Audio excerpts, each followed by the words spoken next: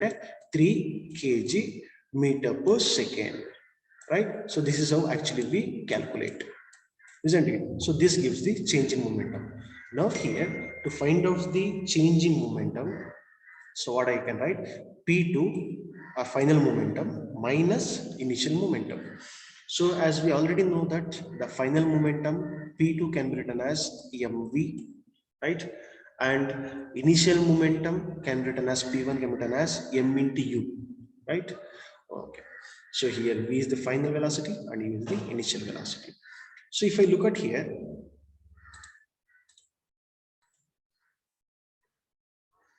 in these two equations, the m we can take the common term. Why? Because the mass is never been changing. So let me take m is outside. Then I can write m into v minus of u. Right?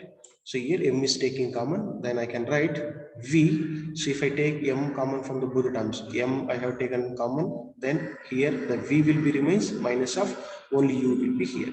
So that can be written as m into v minus of u. Right? Okay. So now when this change in momentum is taking place, this change in momentum is taking place with interval of time or with some time t, right? With some time, this rate of change of momentum is changing. So for that, what I do, m into v minus of u divided by t, I can write. Why I have written t here? Because of the entire momentum event, whatever the event here is changing, that is with respect to time. So I have written m into v minus of u divided by t. Okay. Now, so according to the Newton's second law of motion, we know that the rate of change of momentum, right? The rate of change of momentum is directly proportional to what? It is directly proportional to the applied force, right? So now in place of rate of change of momentum, I can simply write applied force, that is nothing but a F I can write. So now F is directly proportional to the m into v minus of u divided by t. Okay.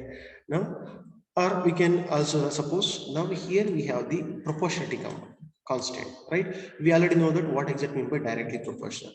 If one parameter is increasing to the one side, the other parameter has to increasing to the another side. Or if one parameter is decreasing to the one side, the other parameter has to be decreasing to the another side. So this is about the meaning of directly proportional. Now this proportionality symbol we have to replace with one constant, that is nothing but a proportionality constant, that is given by k here. Here we can call k is the proportionality constant, because we are just replacing the proportionality, the directly proportional symbol, to one proportionality constant, or we are equating that one. So if I write that by removing the proportionality constant, that can be written as f is equals to k into m into v minus of u divided by t. The same parameter will be continuing here. And but we already know that v minus of u divided by t, which gives us an acceleration, right? So v is the final velocity minus initial velocity with respect to time, which is called as acceleration. The definition of the acceleration is nothing but the change in velocity with respect to time, isn't it? That is called as an acceleration. Your final velocity and initial velocity, if I get the difference between those two with respect to time, that gives us an acceleration. Now in this case, v minus u by t, I can simply replace with the parameter a.